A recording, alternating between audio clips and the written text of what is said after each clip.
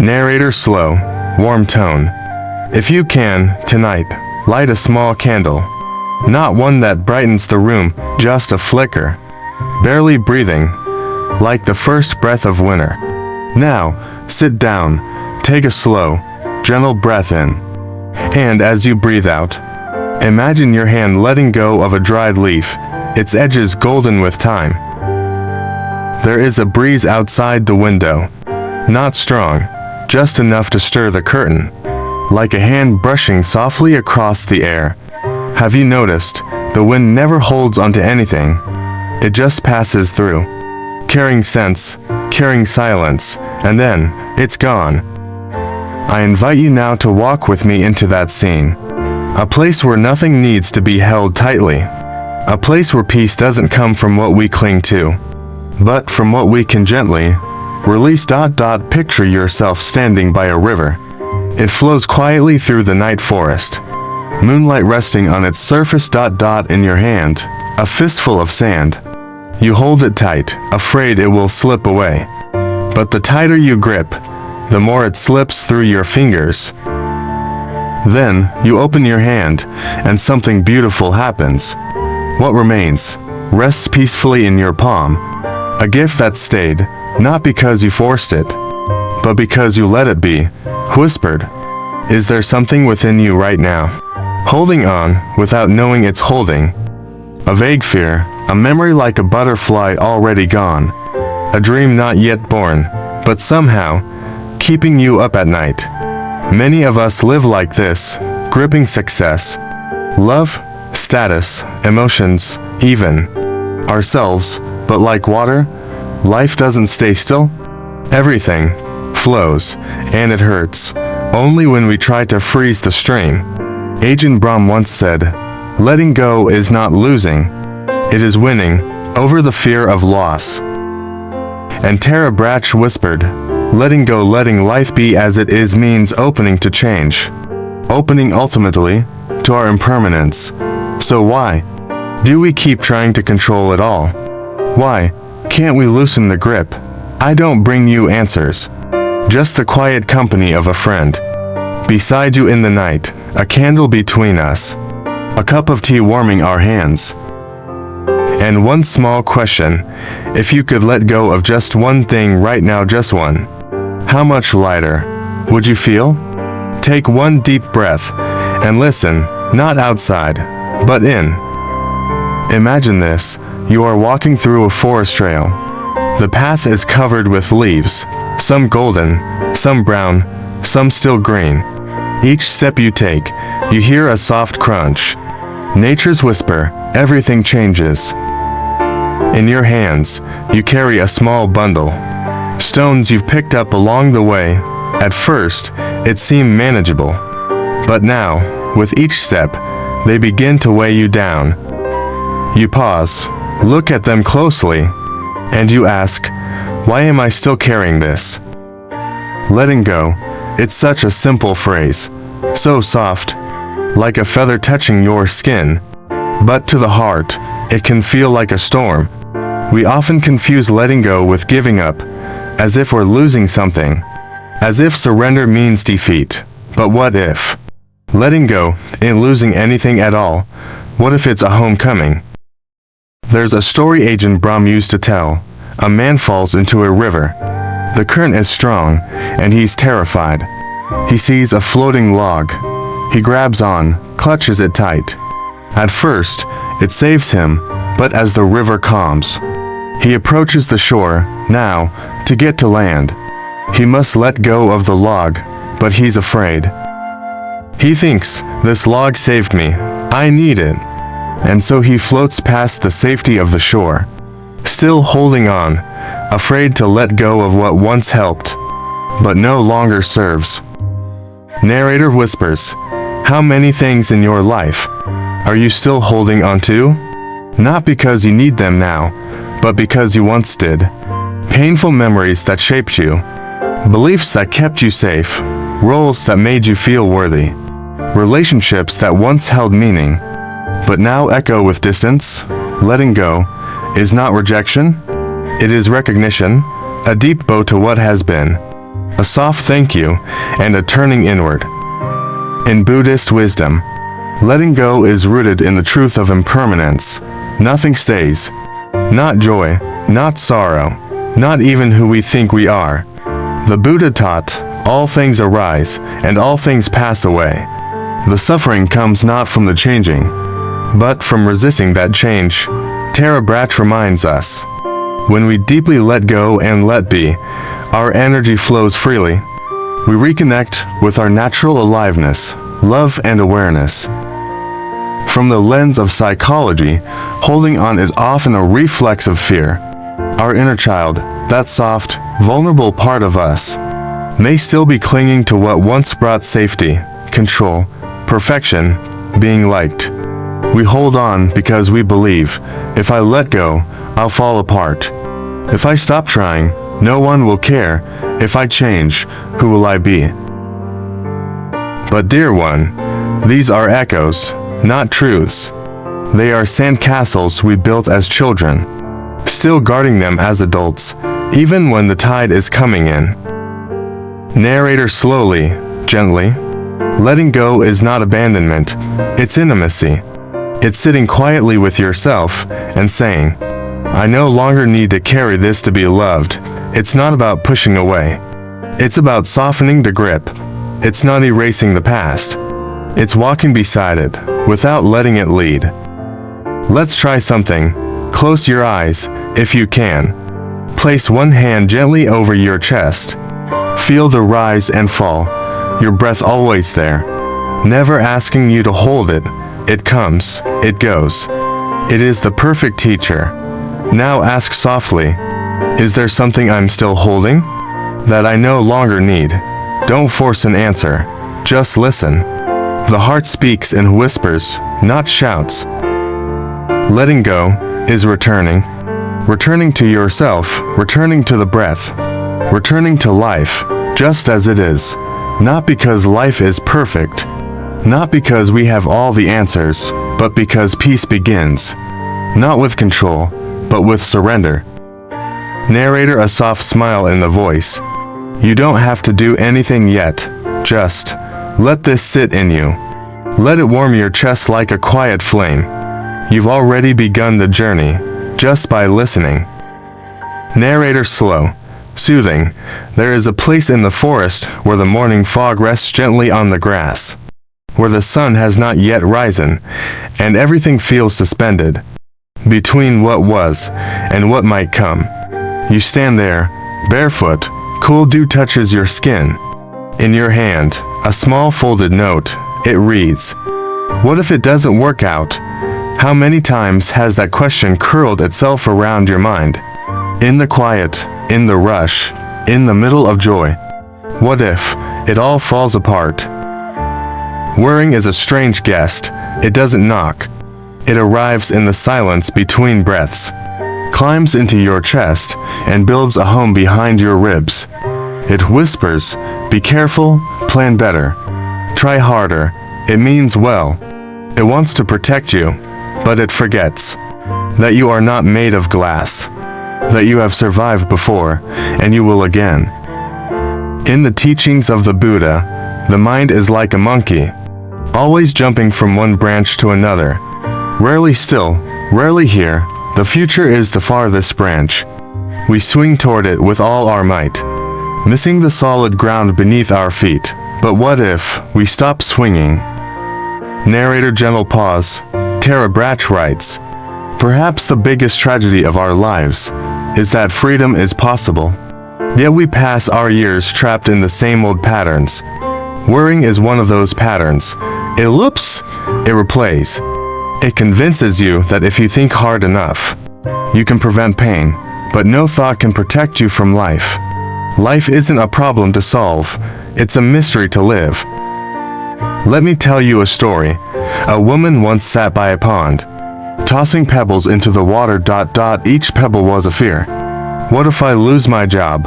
What if he leaves? What if I fail? The pond rippled.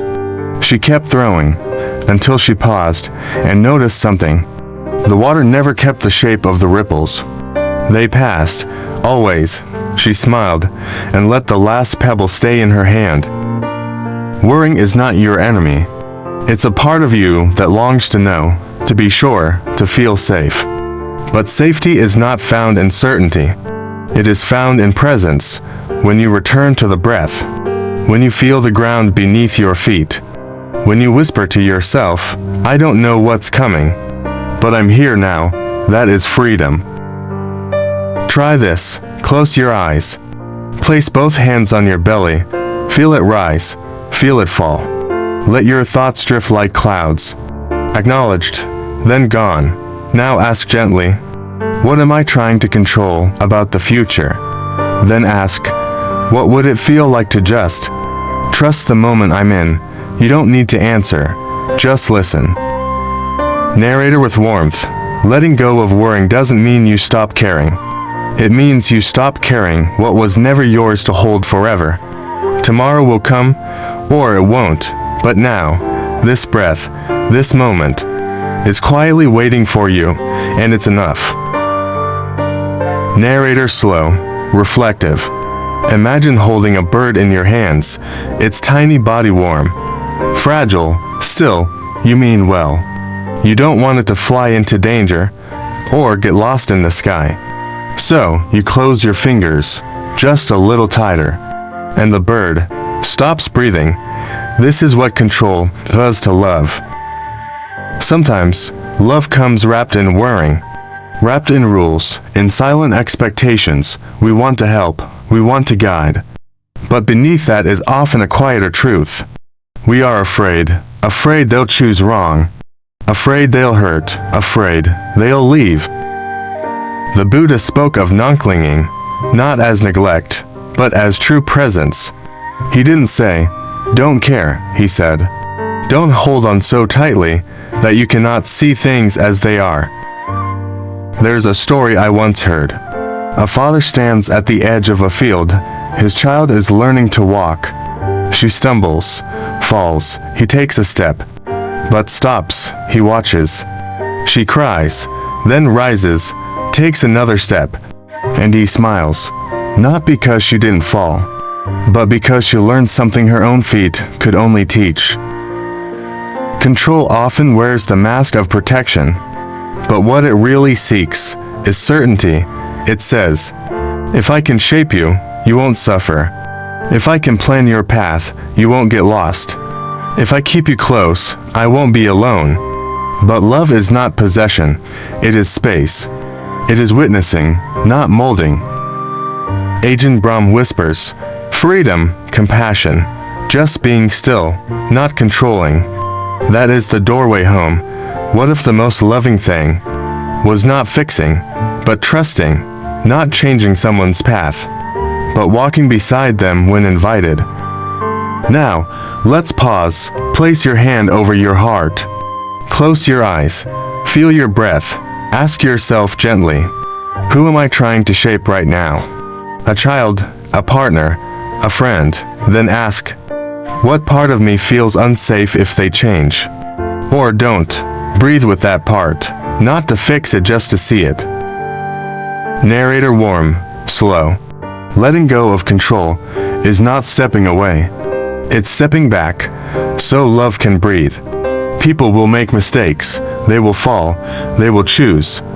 But maybe, just maybe, the most healing thing they'll ever feel is your quiet faith in their own becoming. Let your love be the space they grow into, not the cage they shrink inside. Narrator slow and intimate. Somewhere inside you, there's a room filled with shoulds. I should be stronger. I should have known better. I should be there by now.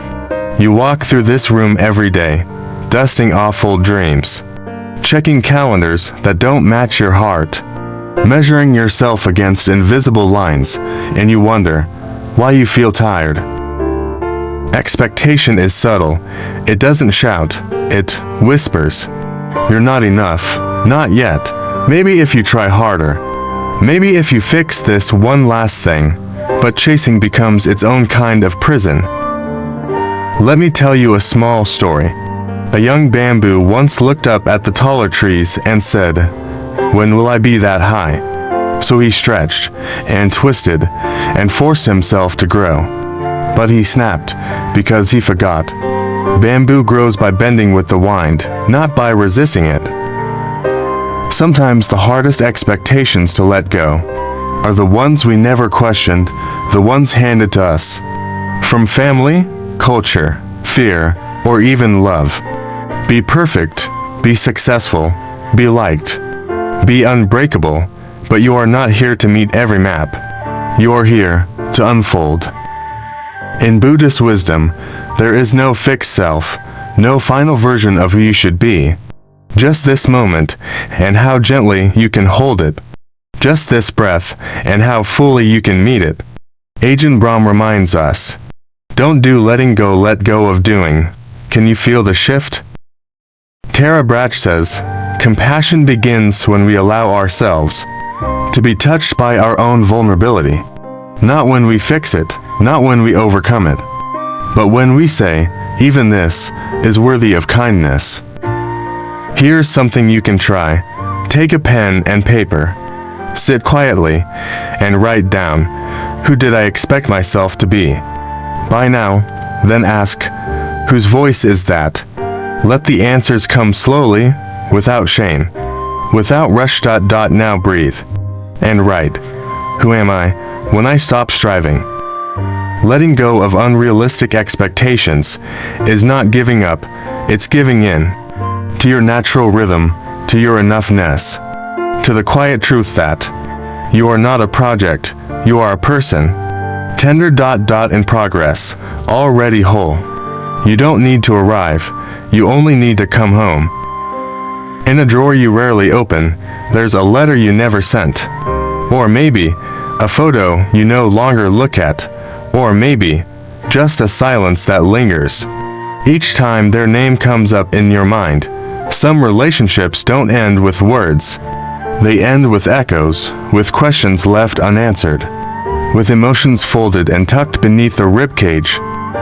Letting go of someone doesn't mean you stop caring.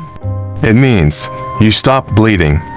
It means you stop hoping that the version of them in your memory will somehow walk back through your door. There's a story from long ago. Two monks were traveling. They came across a river. A woman stood by the edge, afraid to cross. One monk, without a word, carried her across on his back, then set her down and walked on. Hours later, the other monk said, "You shouldn't have done that, it's against our vows." The first monk smiled and replied, "I set her down hours ago. Why are you still carrying her?" Who are you still carrying? Is it someone who hurt you? Someone who left without closure? Or someone you couldn't save, even when you tried? Carrying them doesn't keep the love alive, it keeps the pain alive. The Buddha taught that clinging to what no longer exists is one of the deepest sources of suffering, because what's broken in the outer world often becomes a cycle inside, a loop of regret, guilt, longing, anger, and yet, nothing binds us more tightly than what is unfinished. Tara Brach says, compassion is letting ourselves be touched by the vulnerability and suffering within ourselves and all beings, even the parts of us that still miss them, even the versions of them that never really existed. Let's do something gentle. Close your eyes. Place one hand on your heart. Whisper softly the name of someone you're still holding. Then say, "I release you from the story I've held." Breathe. Feel the space it creates. Maybe you're not ready to let go completely. That's okay. You can start with loosening the grip. Letting go doesn't erase the love. It reclaims your peace. It says, "You mattered. We both did what we could, and now I choose to walk without the weight." Some connections are seasons. Some are storms. Some are seeds that never grew, and that's okay. What matters most is that your heart keeps growing, even if it blooms in a different direction. There's a closet inside each of us, filled with versions of who we used to be. The achiever, the people pleaser, the silent one, the strong one, the one who never asked for help. You know them, you've worn their clothes. You've lived their stories, and maybe you've outgrown them. But letting go of an old self can feel like losing a friend. We often talk about healing as becoming, but sometimes healing is unbecoming. Unbecoming all the roles we wore, just to be safe, just to be loved, just to survive. There's a story of a woman who kept carrying a heavy basket on her head. It was filled with tools, things that once helped her build, protect, hide, fight. She carried it so long, she forgot it was there. Until one day, she stopped, took the basket down, and asked, "Do I still need this?" Who were you when you were trying to be everything? Who are you now when you're simply allowed to be? We fear shedding the old skin because it feels like death. But the caterpillar doesn't die, it becomes wings. And you are not stuck, you are unfolding. Ajahn Brahm tells us, let go of doing. Just be. That means you don't have to earn your place in the world. You don't have to keep proving your worth through exhaustion, performance, or perfection. You're allowed to rest. You're allowed to change. You're allowed to not know who you are for a while. Let's try something. Find a photo of yourself from years ago. Look at that face. See how much you were holding. See how hard you tried. Now place a hand on your chest and say, "Thank you for getting me this far." Then, gently, you can rest now. Let that version of you be loved without needing to stay. Letting go of an old self is not a betrayal, it is trust that what's growing within you knows the way. You don't have to rush it. You don't have to define it. You just have to breathe and let the leaves fall when they're ready. Because beneath what you were, there is always who you are becoming. There's a part of you that keeps looking for the map, the plan, the step-by-step guide, the perfect answer to every what if.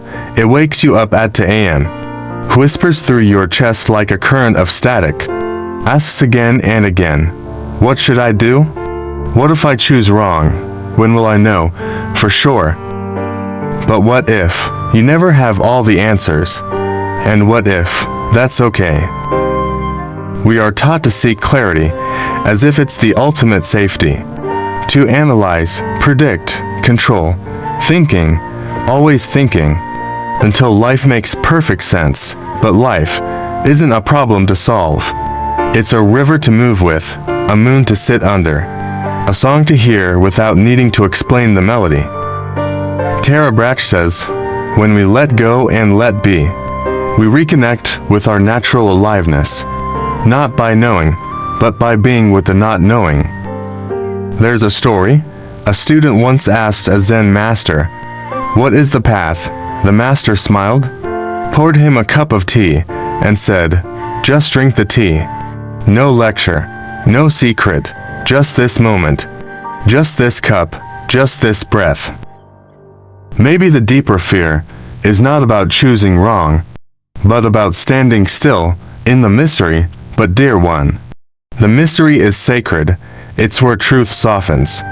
It's where your heart has space to whisper. Here's something to try. Sit in stillness. No journal, no questions. Place a hand on your belly. Feel the inhale, feel the exhale, then say softly, "I don't need to know right now. I trust what will come." When it's time, let those words settle into the silence like rain into soil. Letting go of needing all the answers is not resignation, it is reverence. It is bowing to life as a living question. It is saying yes to the unfolding without needing a script. You are not late. You are not lost. You are simply here, and here is enough. It's night now. Everything has quieted, the questions, the wanting, even the ache. You sit still, not because everything is resolved, but because something inside you has softened. The candle flickers beside you, the tea has cooled, and your breath moves like a tide, coming in, going out, without effort. You've walked far, dear one.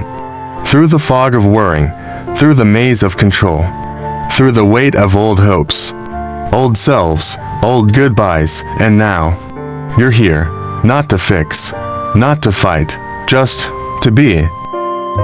There is nothing more to chase tonight, no answer left to search for, no person to please, no self to prove.